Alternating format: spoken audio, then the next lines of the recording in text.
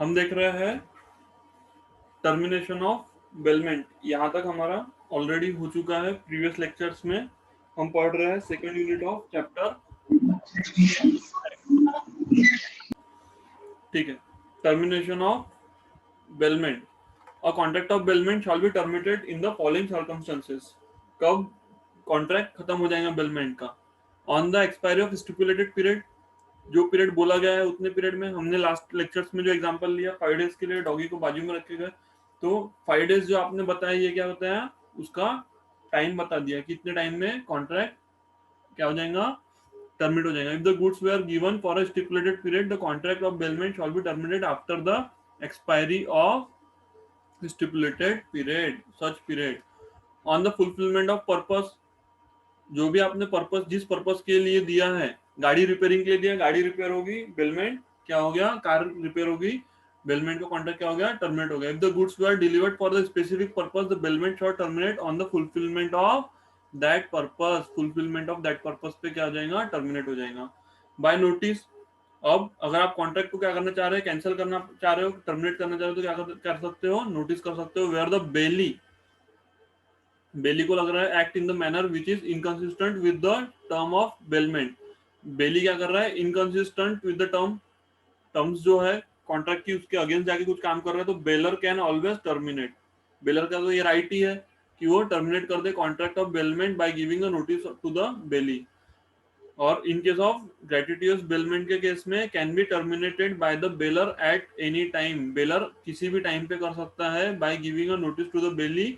However the termination should not cause loss to the bailee in excess of the benefit derived by the him. ये हमने देख चुके already. In case of loss exceeds the benefit derived by the Bailey, the baler must compensate for such loss. अगर कोई loss हो रहा है तो लॉस ग्रेटिट्यूस बेलमेंट के केस में बेलर को करना पड़ेगा।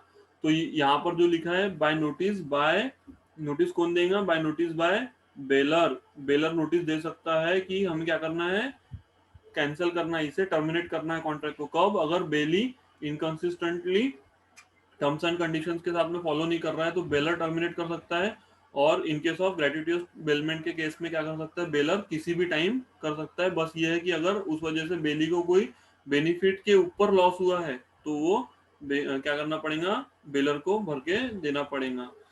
बाय डेथ, डेथ हो जाती है किसकी, gratuitous bailment terminates upon the death of either of the bailor of bailee. Gratuitous के केस में आइदर ऑफ बेलर और बेली, दो में से किसी एक की भी डेथ होती है, तो क्या हो जाता है, कॉन्ट्रैक्ट ऑफ बेलमेंट कैंसिल हो जाता है।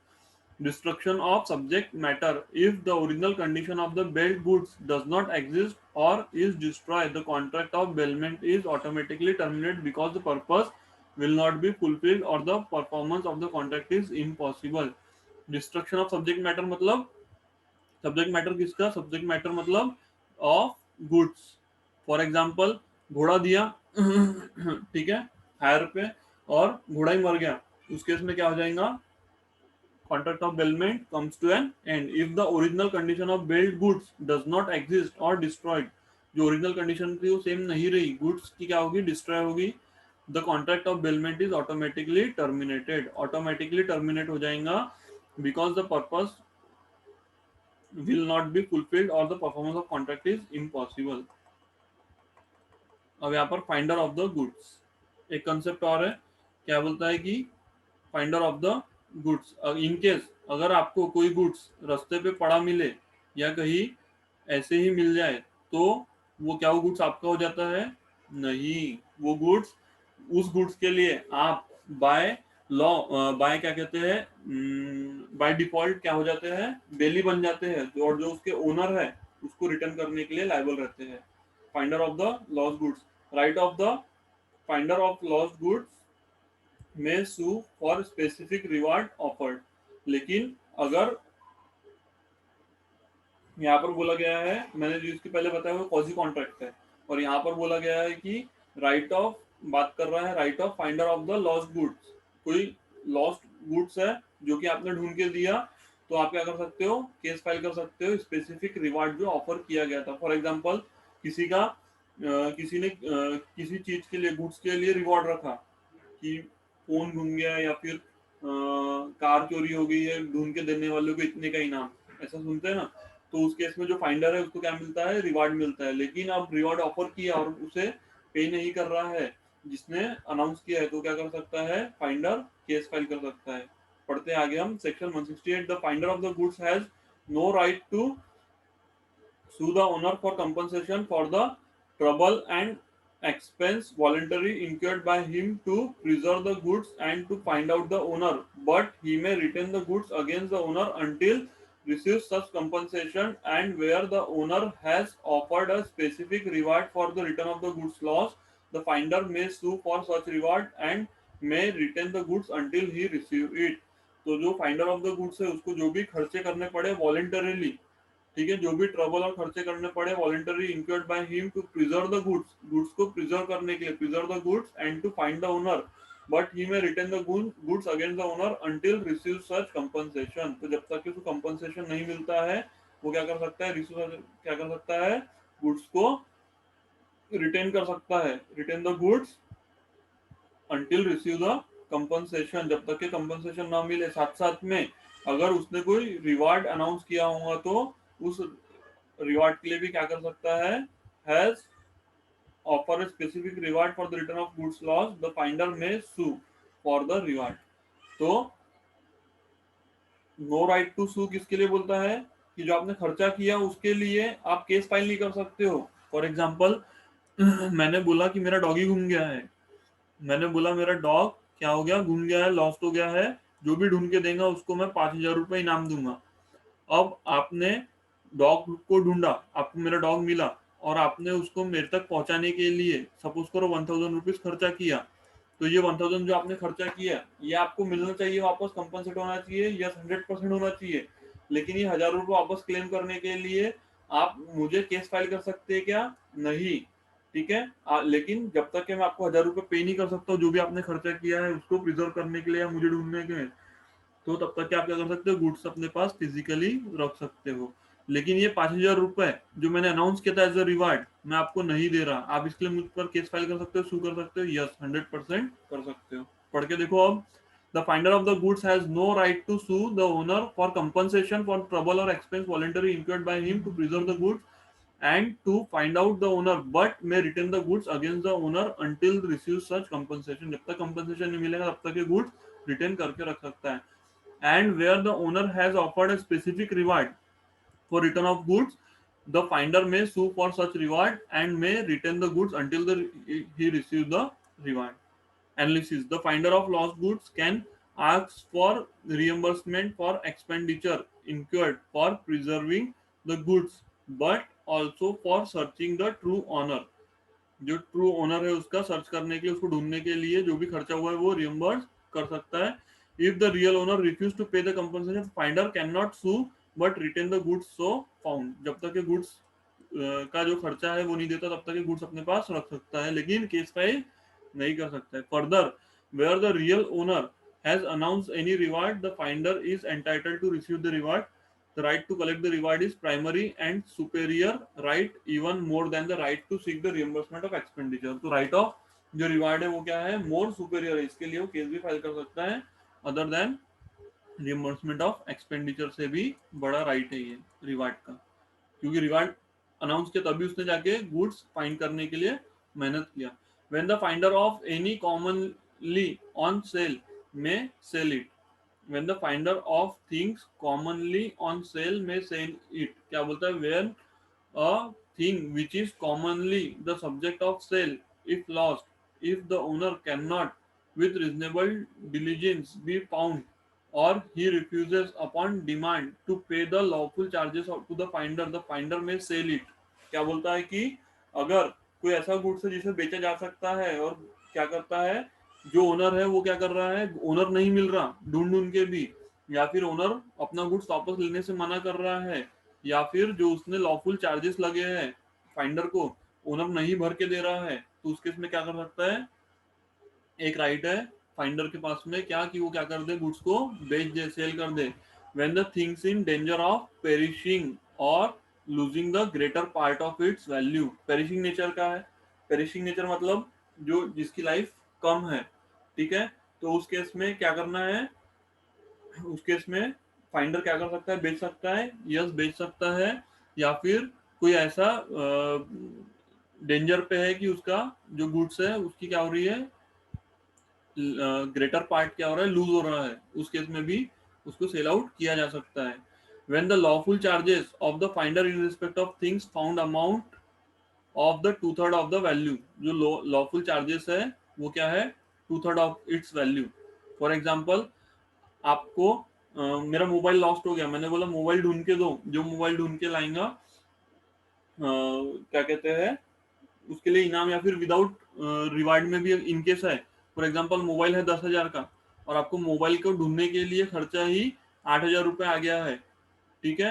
अब आप क्या कर रहे हैं, मैं आपको पैसा नहीं दे रहा, खर्चा नहीं दे रहा हूँ, इस केस में वैल्यू टू थर्ड से ज्यादा हो गई, यस आपको सिंपल फॉर्मूला क्या लगाना है, value of goods x into 2/3। क्या अब आप क्या चेक करोगे, क्या आपने जो एक्सपेंस किया वो इससे ज्यादा है, अगर आपका expense is more than this है तो फिर क्या हो जाएगा, आप गुड्स को बेच सकते हो। चलो एनालिसिस देखते हैं हमारा interpretation. The finder though has no right to sell the goods found in normal course. Normal course में आपको कोई चीज मिली उठा के बेच दिया, चलेगा क्या, नहीं।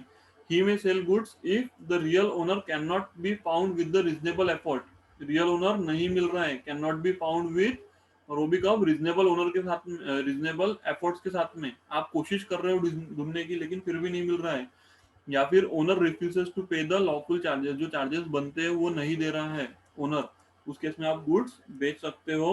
When the article in danger of perishing and losing the greater part of value, वही चीज लिखी है। और क्या कहते हैं, या फिर लॉफुल चार्जेस जो है वो क्या है, two third of more than the value of the article found, उस केस में आप क्या कर सकते हो, गुड्स बेच सकते हो।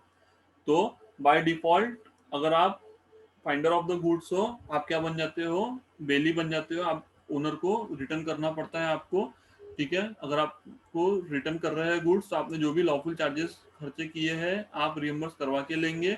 उस खर्चे के लिए आप केस फाइल कर सकते हैं क्या, नहीं, लेकिन अगर ओनर ने रिवार्ड कुछ बोला होगा तो रिवार्ड के लिए केस फाइल कर सकते हैं उसके अगेंस्ट में, यस ऑफकोर्स कर सकते हैं।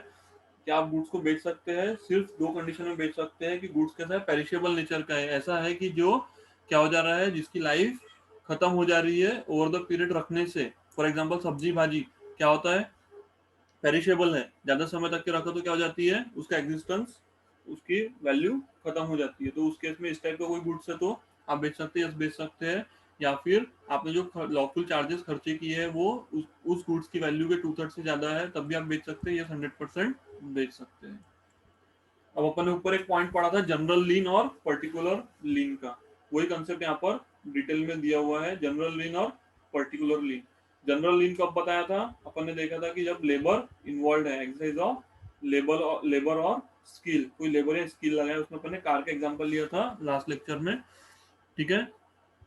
यहाँ पे पढ़ते हैं the bailee's particular lien, particular lien, sorry मैंने जनरल लीन बोल दिया क्या, पर्टिकुलर लीन है लेबर के केस में।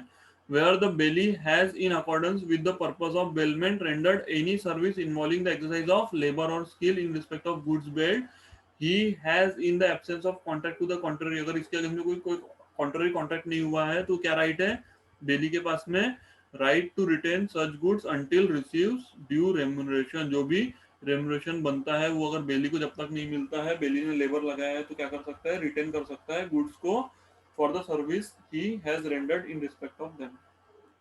Example 1, A delivers a rough diamond to B, a jeweler, to cut and polish, which is in accordingly done. B is entitled to retain the stone till he is paid for the service rendered. जब तक के service, car servicing के लिए दिया खर्चा जो हुआ है वो नहीं देता है तब तक के कार अपने अंडर में रख सकते हैं। डायमंड पॉलिश के लिए दिया है, जब तक के जो उसके चार्जेस बन रहे हैं पे नहीं कर रहा है अपनी कस्टडी में रख सकते हैं, यस रिटर्न करके रख सकते हैं। A gives cloth to B a tailor to make it a coat, coat बनाने के लिए दे दिया। B promise A to deliver the coat as soon as it is finished and to give a 3 months credit for the price. B not entitled to retain the coat until he is paid, जब तक के पैसा नहीं मिलेगा तब तक के coat नहीं देगा बी अपने पास ही रखेगा। एनालिसिस, ये एनालिसिस में वही चीज बार बार लिख रहे हैं, कुछ एडिशनल कुछ चीज बता नहीं रहे हैं, मैं एनालिसिस नहीं पढ़ रहा हूँ, सेम चीज रिपीट हो रही है बार बार। जनरल लीन ऑफ अब जनरल लीन किसके केस में देखा था अपन ने, स्पेसिफिक ये 5 लोगों के केस में, बैंकर है, फैक्टर है, या फिर वारफिंगर है, अटॉर्नी है, या फिर पॉलिसी ब्रोकर है। तो अगर कोई बैलेंस ड्यू है इनका, ठीक है, आपके ऊपर, तो ये क्या कर सकते हैं, उस बैलेंस के अगेंस्ट में जनरल लीन मतलब अपनी कस्टडी में गुड्स को रख सकते हैं, सिक्योरिटी रख सकते हैं जो भी आपने दिया है। क्या बोलता है section 171, bankers, factor, wharfinger, attorney of high court and policy broker may in the absence of contract to the contrary retain as a security for general balance, जो भी बैलेंस पेमेंट रहेगा, पेंडिंग रहेगा, balance of account, any goods billed to them, but no other person have a right to return as a security for such balance goods billed to them unless this is an express contract of the effect। अगर expressly बोला नहीं रहेगा कहीं और पे, तब तक के कोई और नहीं कर सकता है। ये 5 लोग ही जनरल लीन कर सकते हैं। एनालिसिस में क्या बोलता है, banker, factor, Warfingers, policy broker, and attorney of law have a general lien in respect of goods which came into their possession during the course of their profession। उनके प्रोफेशन में अगर कोई गुड्स पोजेशन में आया तो उसको general लीन अपने पास रख सकते हैं। फॉर इंस्टेंस, अब एग्जांपल दे रहा है, a banker enjoy right of general lien on cash, check, bills of exchange and security deposited with him for any amount due to him। For instance, A borrows 500 from bank, इन्हें 500 रुपए bank से लिया without security and subsequently again borrows another 1000 but with the security of से certain jewellery, कोई jewellery देके फिर से 1000 रुपए लिया। In this case illustration, even where A has return 1000 being the second loan वापस कर दिया, the banker can return the jewellery given as a security to the second loan towards the first loan which is yet to be repaid. क्यों? क्योंकि ये 5 जन है, इनको general लीन दे के रखा है, लॉ में ही एक राइट दे के रखा है कि अब अगर आपने आगे कोई बैलेंस आउटस्टैंडिंग है आपका और आपकी कोई सिक्योरिटी उनके पास पड़ी है, तो वो अपने पास रिटेन करके रख सकते हैं जब तक के क्या नहीं होगा, उसका रिपेमेंट नहीं होगा, आपका अमाउंट बैलेंस क्लियर नहीं होगा, तब तक के क्या कर सकता है, अपने अंडर में होल्ड करके रख सकता है। Under the right of general lien the goods can not be sold, sold कर सकते हैं क्या, नहीं, but only be retain for the dues, जो ड्यू पेंडिंग है उसके लिए अपने पास रखते हैं। The right of lien can be waived through the contract.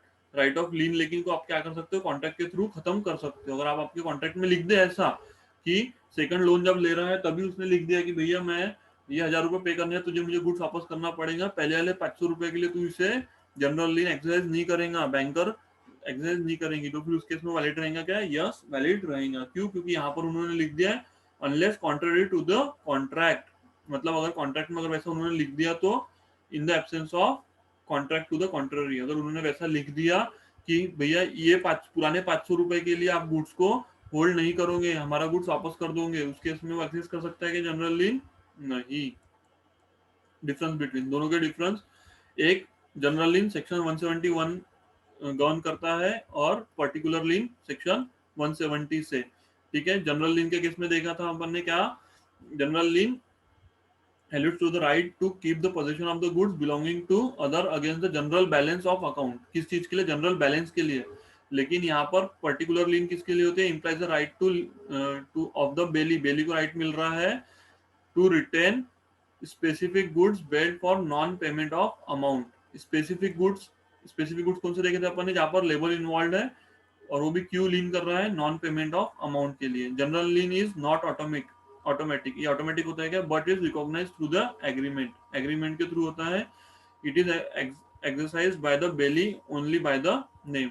यहाँ पर पर्टिकुलर लीन ऑटोमेटिक होता है, आपने कार बनने के लिए दिया, पैसा नहीं दिया तब तक के आपको उसको पर्टिकुलर लीन मिल जाएगा, बेली को सॉरी।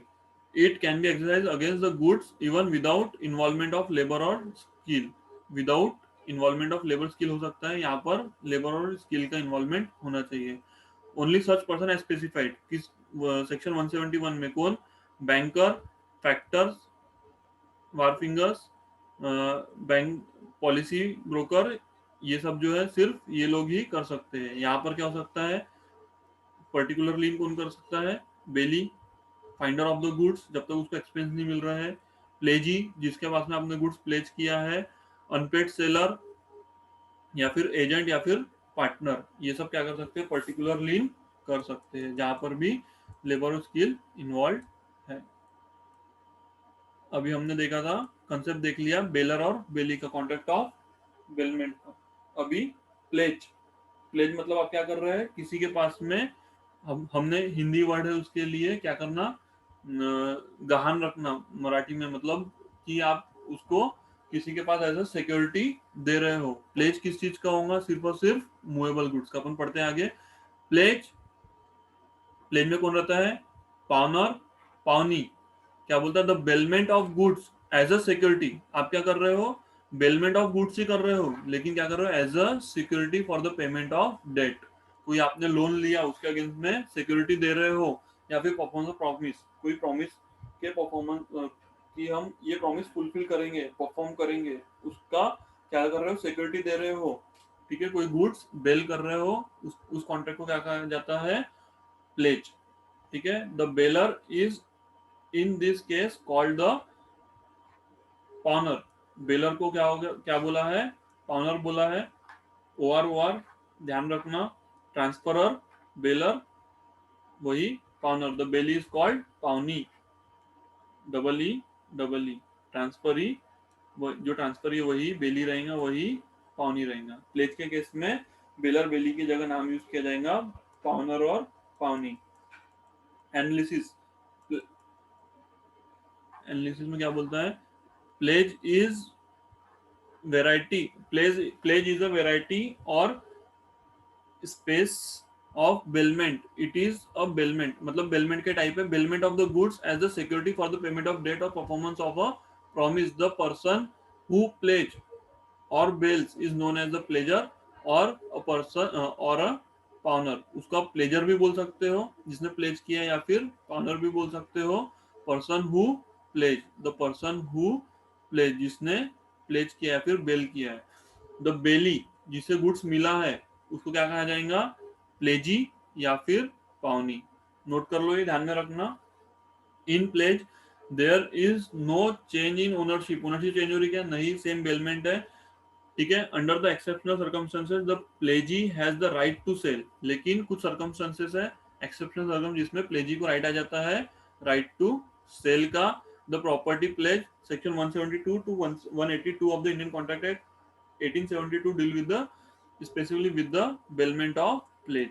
हम इन सेक्शंस में पूरी प्रोविजंस लिखी है। Example, A lends money to B against the security of jewellery deposited by B with him, that is ए।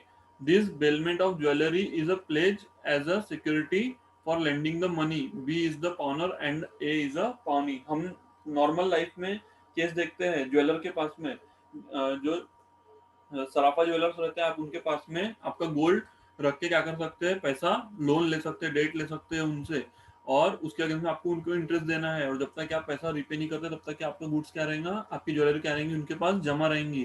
तो ये क्या केस हो गया, प्लेज और प्लेजी का। तो ज्वेलर जो है वो क्या कहलाएगा, प्लेजी। ठीक है, या फिर पावनी। और आपने, जिसने अपने ज्वेलरी उसके पास रखा है लोन लेने के लिए, आप क्या कहलाओगे, पावनर या फिर pleasure.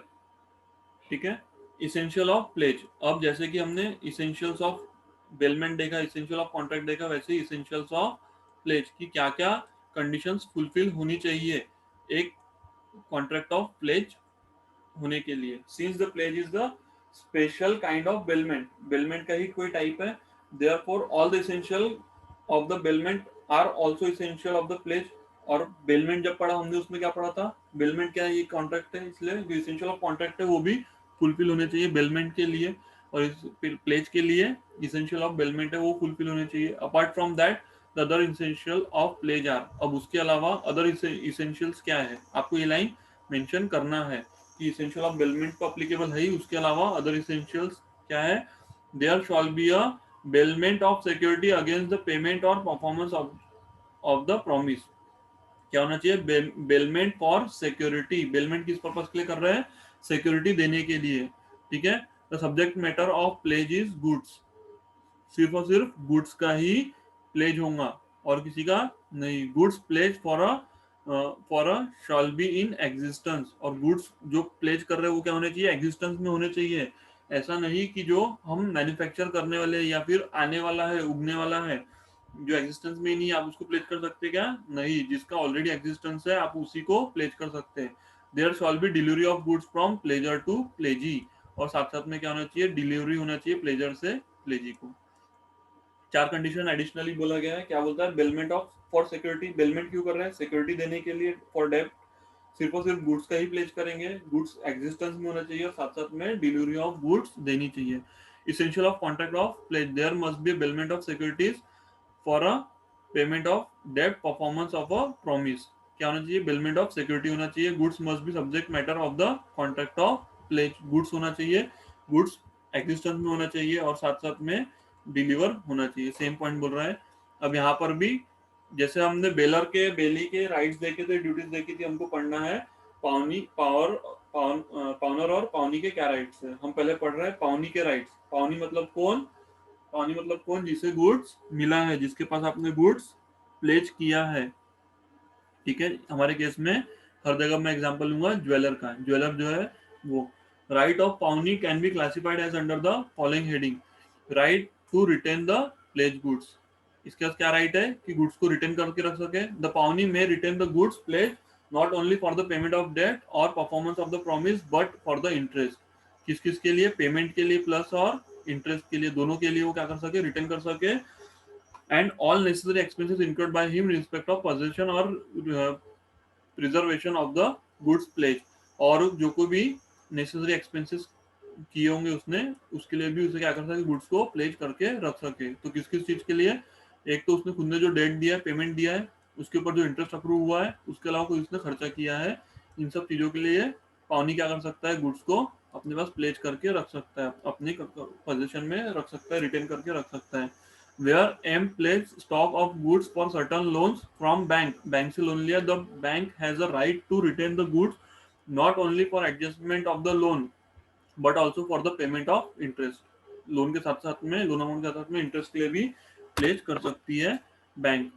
Right to retention of subsequent debts. क्या बोलता है? कोई सब्सिक्वेंट डेट्स लिया आपने तो उसके लिए रिटर्न कर सकते हैं।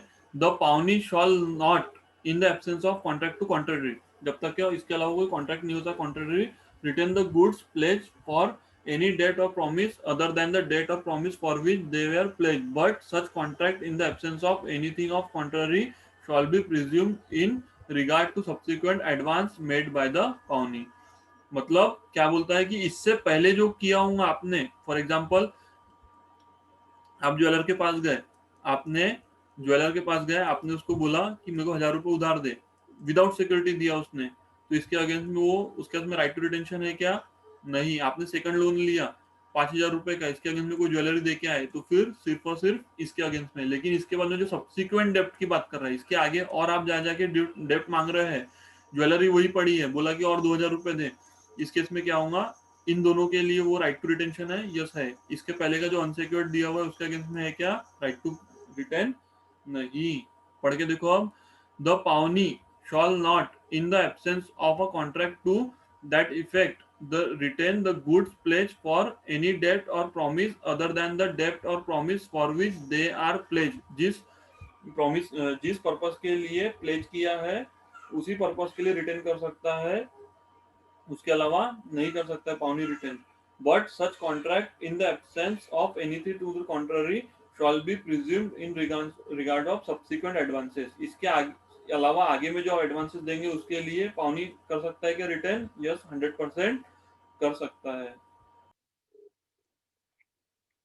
हाँ, आगे देखते हैं थर्ड पॉइंट। पावनी के हम क्या पढ़ रहे हैं? पावनी के क्या राइट है? सबसे पहले हमने फर्स्ट पॉइंट क्या पढ़ा? फर्स्ट राइट क्या देखा? उसका राइट है कि वो right to retain the pledge goods, जो गुड्स प्लेज किया उसको रिटेन कर सके। ठीक है। अब सेकंड राइट क्या है? कि रिटेन कर सके, लेकिन किस पर्पस के लिए? सब्सिक्वेंट डेट के लिए।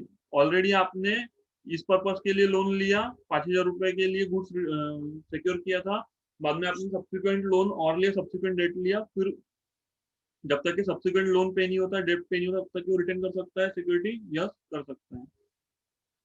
Third right, pawn is right to extraordinary expense incurred. कोई एक्स्ट्रा ऑर्डिनरी एक्सपेंस अगर उसने किया होगा तो वो रिकॉर्ड कर सकता है, यस कर सकता है। अंदर जाके पढ़ने की जरूरत नहीं है, अपन ने ये सब कंसेप्ट देखे हैं। अभी थोड़ा पॉइंट के हिसाब से जल्दी जल्दी चलते हैं। Pawn is right where the pawnor make default. Pawnee के अंदर कुछ राइट है, कब? अगर पाउनर ने डिफॉल्ट किए तो। क्या डिफॉल्ट कर सकता है, अपन खुद सोच के देखो। लोन नहीं भर रहा है, ठीक है, उस केस में क्या कर सकता है? वो सब राइट्स यहाँ पर दिए हैं। If the pawnor makes default in payment of debt और performance at the stipulated time of promise. Promise किया कितने साल के लिए? 1 साल के लिए। 1 साल में यहाँ पर टाइम पीरियड है, 1 साल में ज्वेलर के पास रखा है, 1 साल में मैं छुड़ा लूंगा। 1 साल में आके नहीं छुड़ाया, लोन रिपे नहीं किया, उस केस में कुछ राइट्स पाउनर को, पाउनी को मिल जाते हैं। क्या राइट्स मिलते हैं, हम वही पढ़ रहे हैं। नॉन पेमेंट ऑफ डेट या फिर performance at the stipulated time of promise in respect of which the goods were pledged, the pawnee may bring a suit against। क्या कर सकता है? suit against the pawner।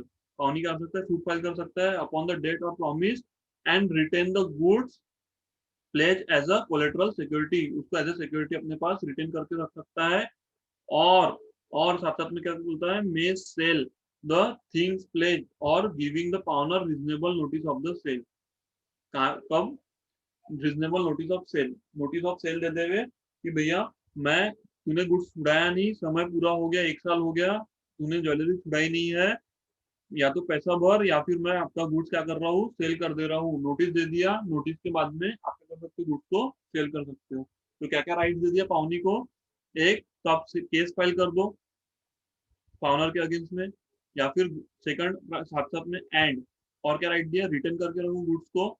या फिर आपको नहीं करना है रिटर्न गुड्स को, तो आप फिर आप क्या कर सकते हो? और यहाँ पे क्या बोलता है? और आप क्या कर दो? सेल कर दो। लेकिन सेल कैसे करोगे? उसको नोटिस देके। If the process of such sale are less than the amount due in respect of the debt of promise, the pawnor is still liable to pay the balance. If the proceeds of the sale are greater than the amount so due, the pawnee shall pay over the surplus. अब क्या हुआ यहाँ पर? एक बस गणित रहेगा। क्या? आपने गोल्ड रखा, गोल्ड की वैल्यू 10,000 रुपए, ठीक है, आपने लोन लिया 5,000 प्लस इंटरेस्ट पकड़ के 1,000 इंटरेस्ट, 6,000 रुपए आपकी लाइबिलिटी आ रही है। इसने 10,000 रुपए में गोल्ड बेच दिया, तो फिर क्या होगा? 4,000 रुपए आपको वापस मिलना चाहिए। जो सरप्लस रहेगा वो आपको क्या होगा? सरप्लस रिपे किया जाएगा। रिटर्न पावनी क्या करेगा? पे ओवर कर देगा, आपको वापस कर देगा। लेकिन वहीं पे आपने जो गोल्ड रखा उसकी वैल्यू 5,000 ही है। अब उसका बन रहा था 5,000 प्लस 1,000, 6,000 रुपए लेने बन रहे थे, उसने बेचा। सपोज करो 4,000 में सेल आउट हुआ। कितना शॉर्ट है? 2,000 शॉर्ट है। तो 2,000 जो शॉर्ट अमाउंट है वो किससे रिकवर करेगा? जिसने लोन लिया है, डेट लिया है, पाउनर से रिकवर करेंगे। ठीक है, चलो एग्जांपल्स के साथ में अपना कंसेप्ट में समझ लिए। आगे अब दिए हुए राइट ऑफ पाउनर। पहले अपन ने क्या पढ़े ऊपर? Rights of pawnee. अब पढ़ रहे rights of pawnor. As a bailor of the goods of pawnor has all the rights of the bailor. जो राइट्स ऑफ बेलर है वही पाउनर के, along with that he has the right of redemption of the pledge goods which is enumerated under section 177 of the goods. Redeem कर सकता है। Pawnor को क्या दिया हुआ राइट कि वो रिडीम कर सके। Right to redeem. रिडीम मतलब it is the time to stipulate for the payment of the debt or the performance of the promise for which the pledge is made, and the pawner make default in payment of the debt or uh, performance of the promise at the stipulated time. He may redeem the goods pledged at any subsequent time before the actual sale of them, but he must in that case pay in addition any expense which arise from his default। मतलब क्या बोलता है कि अगर यहाँ इस case में इसने जब तक ये सेल नहीं किया, सेल नहीं हुआ है, जब तक ये सेल नहीं कर रहा है कौन? पावनी, तो तब तक के पावनर के पास में क्या राइट है कि उसको रिडीम करे, वापस अपनी कस्टडी में ले ले। लेकिन कैसे कर ले पाएगा? ये राइट कब एक्सेस कर पाएगा? जो भी आउटस्टैंडिंग अमाउंट है वो पे करने के बाद। ठीक है, अब देख रहे हैं हम ड्यूटीज ऑफ पावनी। पावनी की क्या ड्यूटी है? पावनी हैज द फॉलोइंग ड्यूटीज। क्या बोलता है? Duty to take reasonable care of the pledge goods. उसको रिजनेबल केयर लेना है। सेम हमने बेलर बेली के केस में देखा था। बेली के केस में duty not to make unauthorised use, unauthorised use नहीं करना चाहिए। Duty to return the goods, goods को वापस करे when the debt has been paid, या तो जब उसने पैसा पे कर दिया और promise have been perform. Duty not to mix with his own goods, खुद के गुड्स से मिक्स ना करे। Duty not to do any act which is inconsistent with the term. Inconsistent with the term है वो चीज ना करे, not to do. Duty to return the acquisition of to the goods. Bailment में देखा था एक्विजिशन कोई हुआ है, अब उधार लेने के लिए अपनी गाय उसने रखा, ठीक है, गाय को बछड़ा हो गया, ठीक है, तो इस केस में क्या करेंगे, जब डेट पे करेगा तो गाय के साथ साथ में बछड़ा भी वापस देना पड़ेगा।